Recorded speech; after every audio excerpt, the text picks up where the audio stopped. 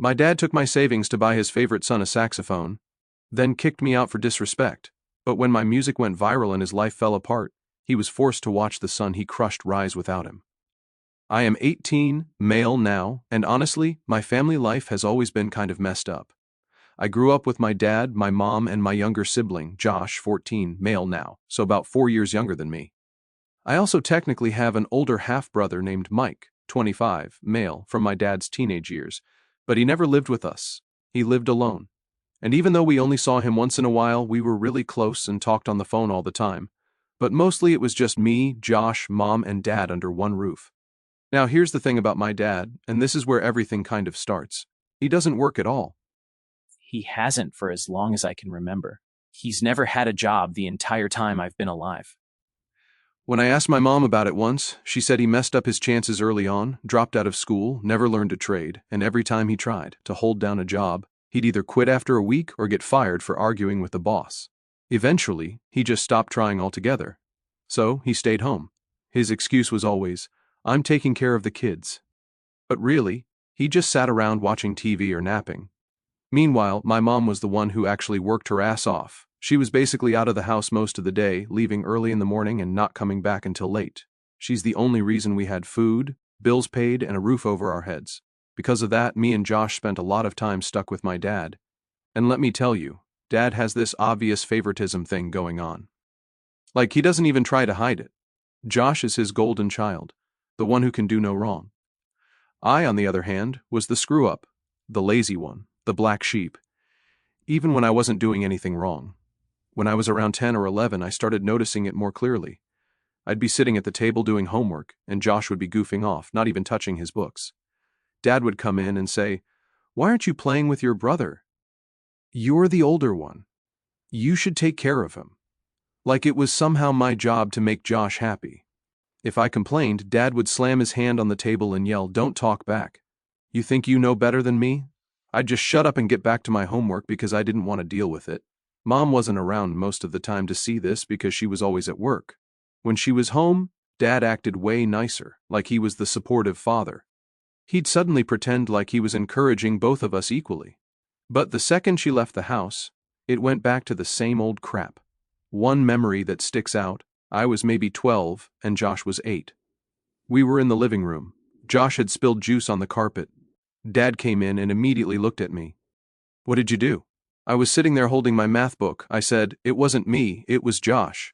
Josh just sat there silent. Dad walked over, smacked me upside the head and said, "Don't blame your little brother for your mistakes." Then he told me to go grab a towel and clean it. I was so mad, but I knew if I argued, I'd get worse. Meanwhile, Josh sat there sipping his juice like nothing happened. That kind of stuff happened constantly. Another thing about Dad is that he never provided anything. Like if we needed school supplies, clothes, sports gear, Mom had to buy it. He would still act like he was in charge of everything though. This is my house, my rules. But it wasn't really his house. The place we lived in actually got passed down to my mom after her parents died when she was only 21. She'd been holding everything together on her own ever since. Without her, there would have been nothing. Sometimes I'd hear them fighting at night. Mom would be yelling, "You don't even bring in $1. What gives you the right?" And Dad would just shout back, "I take care of the kids. That's worked too." I don't think he even believed that himself. Because Mom was gone so much, I kind of became the default babysitter, even though I was just a kid myself. I'd get Josh ready for school, make sure he did his homework, sometimes even cooked ramen or eggs for him when Dad couldn't be bothered. And guess what? Dad would still call me lazy. He'd say stuff like, "Look at your brother. He's got potential. You just waste your time." Meanwhile, I was literally holding the house together while he sat on the couch watching TV. School wasn't much better because I carried all that frustration with me. Teachers would say, "You're distracted again," and I couldn't explain to them that my home life was a mess. By the time I was 13, I started trying to find ways to escape the house more. That's when I started looking for work. Just small jobs at first, like sweeping at the sports club. It gave me an excuse not to be home, but before I get into all that, I want to explain how music came into the picture because that's actually the one thing that made me feel like I wasn't completely worthless. My school had a music program and I picked up the clarinet. At first, I didn't even know if I'd like it, but once I started playing, it just clicked. I wasn't amazing or anything, but I could see myself getting better. Funny thing is, when I started clarinet, the family was in a slightly good financial spot. Mom had just gotten a promotion, so she was able to get me a decent beginner clarinet. Not top-notch, but good enough to actually learn properly. That was like my one win. Josh later picked up the saxophone, and I'll admit, he loved it. But by then, money was tighter again, so he had to rent this busted-up saxophone from school. It squeaked all the time, and the keys were loose. Still, he didn't care, he just kept practicing. And of course, Dad acted like Josh was the second coming of Mozart. Listen to your brother, that's real talent. I'd be sitting there practicing clarinet for hours, and Dad wouldn't even notice. At home, I practiced every day. I'd sit on the edge of my bed and run scales. Even though Dad would complain, he'd yell from the living room, "Do you have to play that thing now? It sounds like a dying goose." Mom would defend me sometimes when she was home. She'd say, "At least he's trying. Better than him sitting around doing nothing." But most of the time, she wasn't there. So I just kept practicing quietly until Dad got annoyed enough to shut the door on me. One night, I was practicing a piece for school. It was Ode to Joy. Nothing crazy, but I was finally starting to get it down without squeaks. Josh walked in with his sax and started messing around with random notes, just honking away. Dad poked his head into the room and said, "Wow, Josh, you've really got something there." I lowered my clarinet and looked at him like, "Are you serious?" He didn't even acknowledge me, just patted Josh on the shoulder and walked away. I told Mom about it later when she came home exhausted from work. I said, "Why does Dad always act like Josh is the special one?" She sighed and said, "Don't let it bother you, son. I know how hard you're working," but I could tell even she was frustrated. She'd catch Dad bragging about Josh's natural talent to family members. And she'd cut in like, "Your other son plays too, you know." Dad would shrug and say, "Yeah, but Josh has that spark." I started spending more time at school after classes practicing in the band room just so I didn't have to hear Dad's crap. Mr. Parker noticed. He said, "You've got dedication. That matters more than natural talent." That meant a lot. Even though at home it felt like the opposite was true. There was one night where it almost came to blows. I was 14, he was 10. I had just gotten through a tough practice session, finally nailing this piece I'd been stuck on.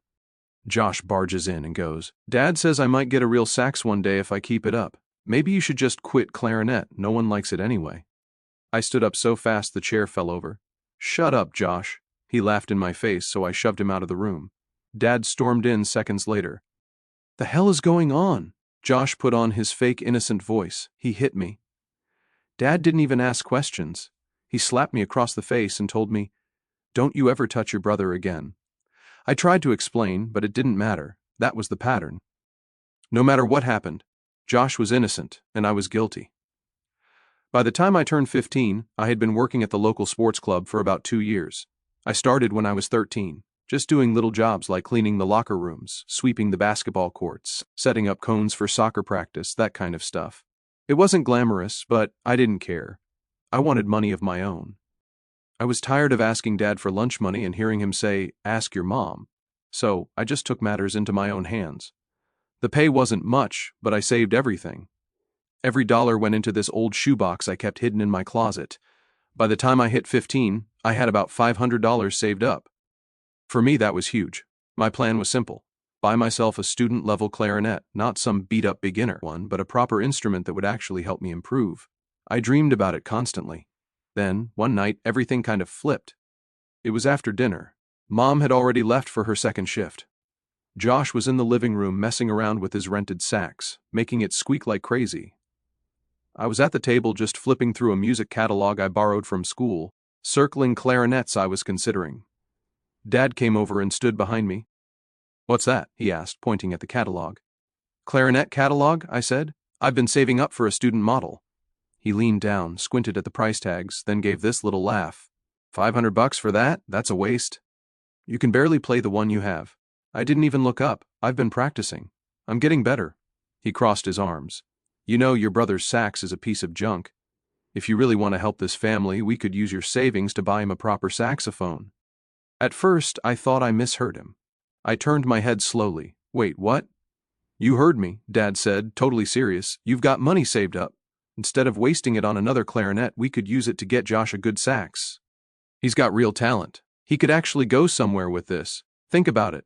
Don't you want to support your brother's future?" My stomach dropped. I couldn't even believe he said that. I've been saving for 2 years, I told him.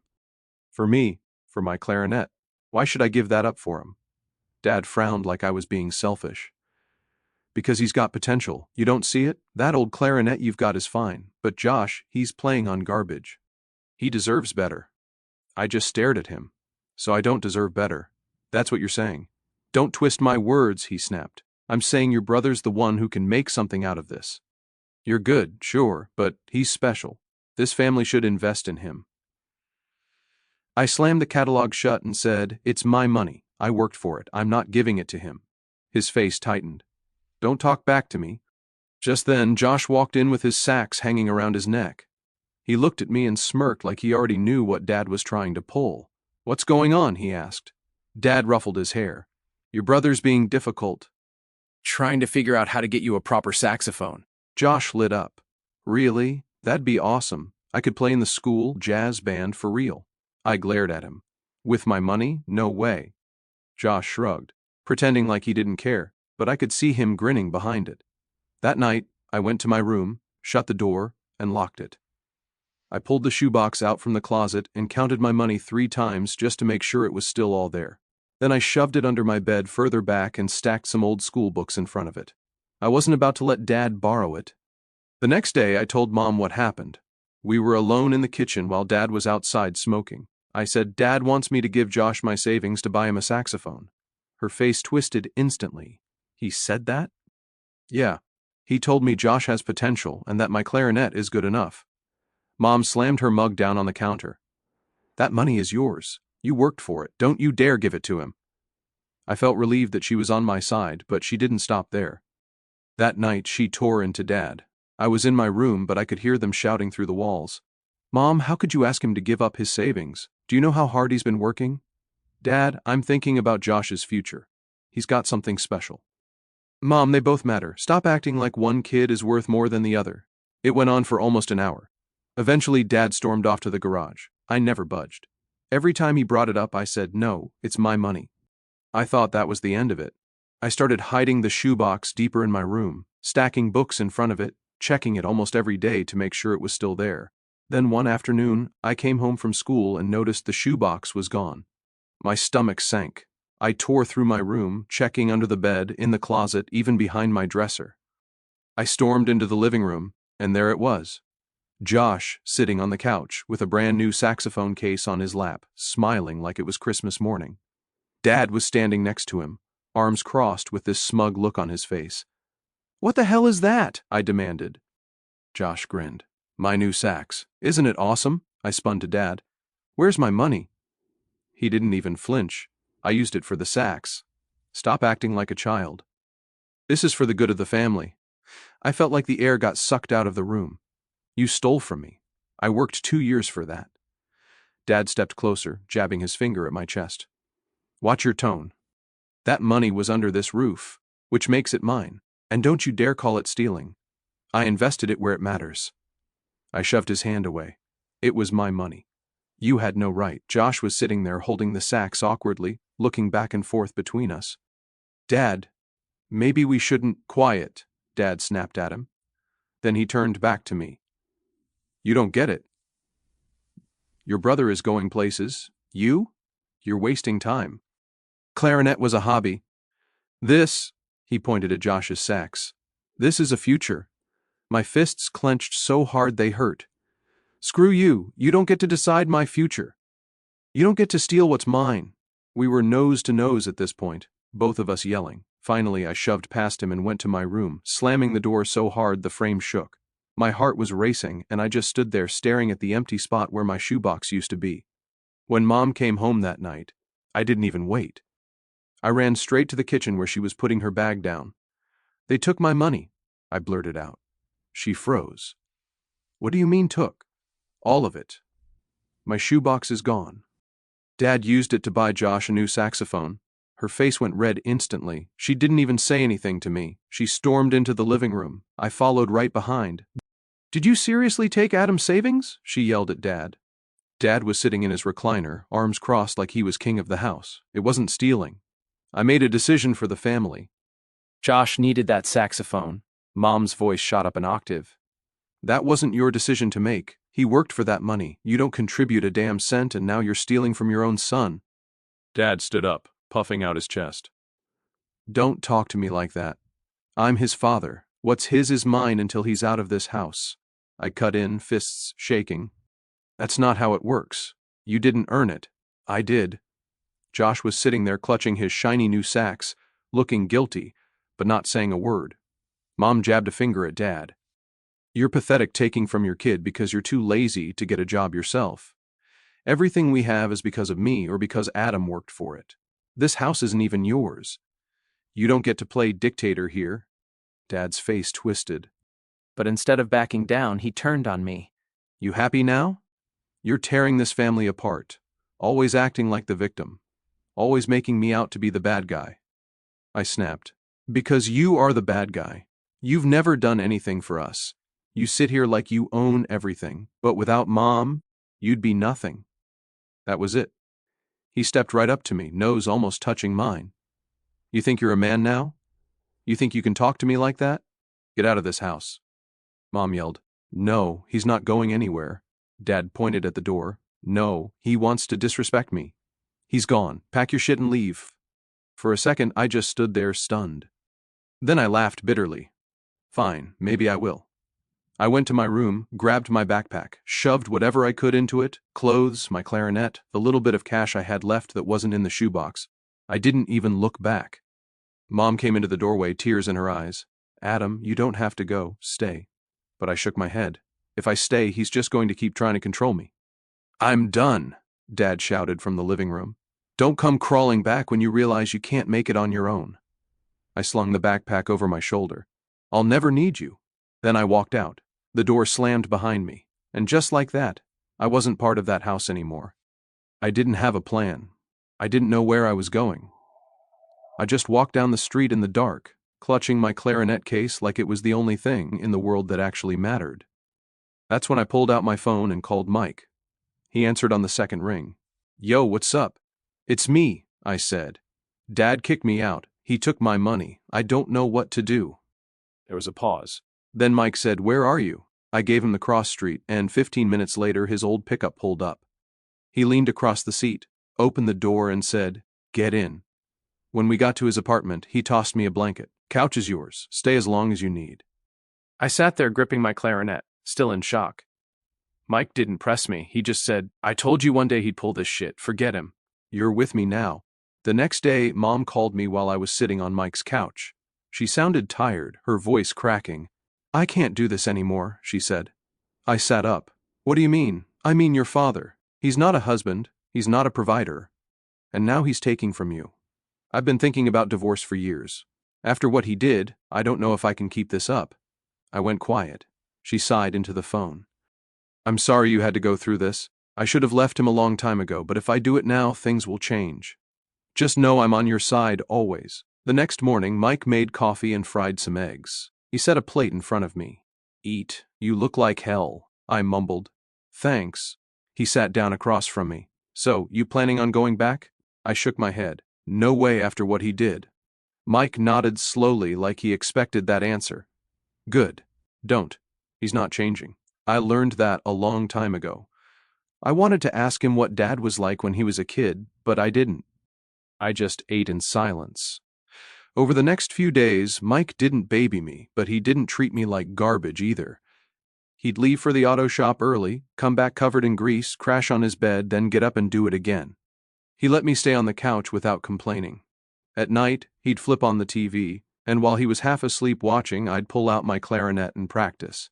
He'd make comments now and then like, that sounded cleaner than yesterday. Or you're still squeaking on that note. He wasn't even a musician, but he was paying attention, something Dad never did. One time I was sitting on the couch staring at my phone and holding a cup of water without even drinking it. I must have been zoning out because Mike came out of his room rubbing his eyes and scratching his head. Yo, everything good? Mom's thinking about divorce. I said. He snorted. About time. And that was that. He didn't sugarcoat it. He just said what we were both thinking. Those first weeks at Mike's changed me. I didn't feel like the kid trapped under Dad's thumb anymore. I felt like I had some control. I had my clarinet, my job at the sports club, and now someone who actually had my back. And that's when Mike tossed me a flyer from the auto shop and said, "There's this restaurant looking for live music. You should try." The restaurant wasn't fancy. Tony's place was one of those family-owned Italian joints where the walls were lined with old photos, the tables were always full, and the smell of garlic hit you the second you walked in. When I first walked up to Tony, clarinet case in hand, I felt like an idiot. "You play?" Tony asked, looking me up and down. "Yeah," I said. "All right, play something." Right there in the middle of an empty dining room before opening hours. I set up and played. My hands were shaking so bad I thought I'd drop the reed, but once I started, it came out clean. When I finished, Tony rubbed his chin and said, "Not bad, kid. Come Friday night. See what the customers think." That Friday, I stood in the corner of the restaurant while people ate spaghetti and meatballs, trying not to puke from nerves. First song went okay, second one better. By the third, people actually clapped. After my set, a couple came up and said, "That was great, kid. Keep it up." I walked home grinning. For the first time in forever, I felt like I wasn't invisible. Weeks went by like that. I played at Tony's a few nights a week, went to school and practiced at Mike's every night. Tony started pulling me aside saying stuff like, "You're bringing in customers. They're asking when you're on next. You've got something, kid." Then one night, it all changed. The restaurant was packed. Families, couples, even a group celebrating a birthday. I was halfway through my set when I noticed some guy at a table holding his phone up recording. I didn't think anything of it. People sometimes did that. 2 days later, I got a text from a classmate, "Bro, is this you?" with a link. I opened it, and there I was playing clarinet in Tony's place. The video had thousands of views already. Comments like, "This kid's insane," and "Where is this restaurant? I need to hear him live." I showed Mike. He smirked. "Told you you're going to blow up." By the end of the week, the video was everywhere. Instagram, TikTok, even a local news page shared it. People were DMing me asking for lessons or where I was playing next. Tony was thrilled. "Kid, whatever you're doing, keep it up. You put this place on the map." He even bumped my pay. But of course, Dad saw it too. Mom texted me first. "Your dad saw the video. He's losing it." 2 nights later, my phone rang. Dad's name on the screen. My stomach flipped. I answered. "You think you're some kind of star now?" He barked. I clenched my jaw. "I'm just playing, Dad, that's all. You embarrassed me. People are asking why I wasn't there. Why I didn't help you. You made me look bad." I laughed bitterly. "This isn't about you. It's about me. I worked for this. I built it. You ungrateful little—" He stopped, then hissed. "Don't forget where you came from. Don't forget who raised you." "Raised me?" "Mom raised me. You sat on the couch." Then I hung up. My hands were shaking, but it felt damn good. The video just kept blowing up. More gigs, more offers, more people showing up just to hear me play. One Friday night, I was halfway through my set when I noticed a familiar face near the back of the room. It was Mom, and next to her, Dad and Josh. My chest tightened instantly. I hadn't talked to Dad since that phone call where he accused me of embarrassing him. Now here he was in my place where I had built something on my own. Kept playing, trying to ignore it. But halfway through the song, Dad stood up. He clapped his hands loudly and started walking toward the little stage. "Ladies and gentlemen," he shouted, cutting me off. The whole room went quiet. Tony's eyes went wide behind the bar, and I froze. Clarinet halfway to my mouth. "My son is not bad," Dad said, waving his hand at me like I was some opening act. "But you haven't heard real talent yet. Tonight, I present to you my younger son, Josh." The crowd exchanged confused glances. Josh looked mortified, clutching his saxophone case like he wanted to disappear. "Dad, I don't think—" "Get up there," Dad barked, practically dragging him toward the stage. I stepped back, stunned. Tony looked like he was about to blow a gasket, but Dad was already shoving Josh onto the stage. "This kid," Dad announced proudly, "is the future. A real prodigy. Show them, Josh."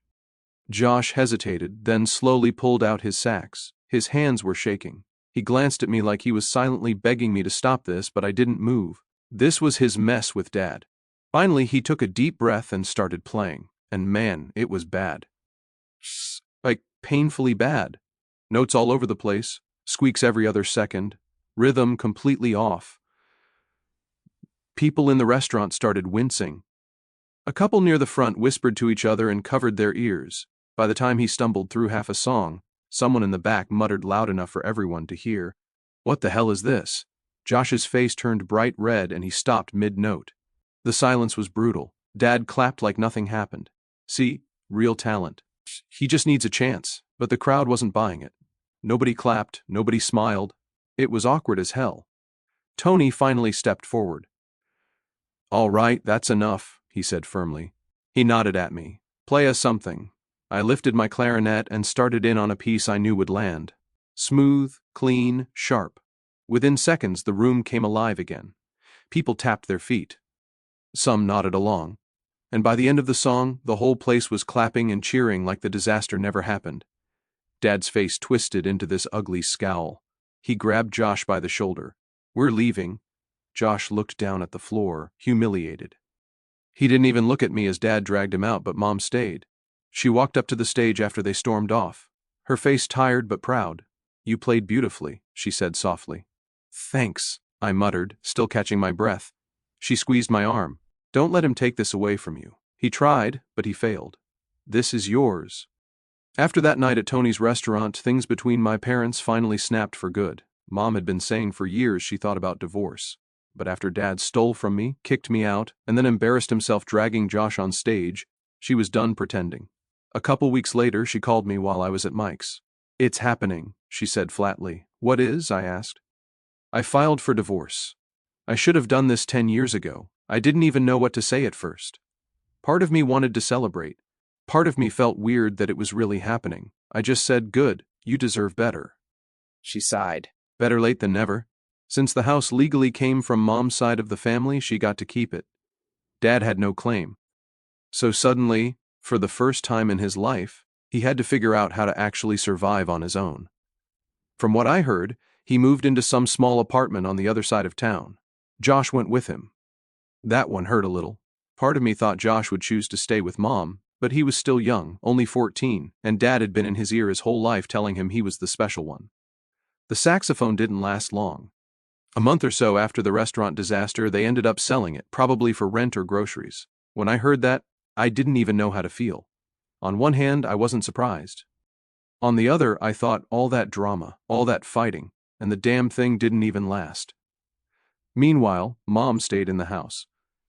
She called me one evening and said, "The house feels too quiet. I want you to come live with me again. It's yours as much as mine. You don't belong on your brother's couch forever." I hesitated. I wanted to say yes. I missed her and it would have been easier, but I had something to tell her. "Mom," I said carefully, "the orchestra reached out. They want me to join them. It's not full-time yet, but it's a huge step. If I take it, it'll mean I'll stay at Mike's, rehearsals, touring sometimes. I can't just sit still anymore. This is what I've been working for." There was silence on the other end. Then she said softly, "I understand. I'm proud of you. Go do it. Don't ever feel guilty for choosing your dream." That hit me hard. For years, I'd been treated like my music didn't matter, like I was wasting my time. Now, my mom was telling me it did matter. So I joined. The first rehearsals were intimidating. Dozens of musicians, all insanely good, all looking at me like, "Okay, show us what you've got." But once I started playing, I knew I belonged there. It was different from Tony's restaurant, but just as real. Mike came to my first concert with his grease-stained work shirt still on, sitting in the back row. Afterward, he slapped me on the back and said, "See, knew you weren't just noise." Mom came too. She cried through the whole thing, then hugged me so tight after that I could barely breathe. Dad didn't show, of course. Josh didn't either. I stopped expecting them to. In the future, I ended up applying to a proper music school, and when I got the acceptance letter, I sat on Mike's couch, letter in hand, and just laughed. All those years of being called selfish, lazy, a waste of space, all the fights, the stolen savings, the nights walking to school with no lunch money, all of it had led to this moment. Proof that I wasn't nothing. Mom framed the acceptance letter and hung it on her wall. Mike told me he'd bragged about me at work. Even Tony kept a picture of me playing at his restaurant by the bar. Dad, he probably still sat on his couch blaming the world. Josh, maybe one day he'd figure it out. But that wasn't my problem anymore. I had my clarinet, my music, and finally my future.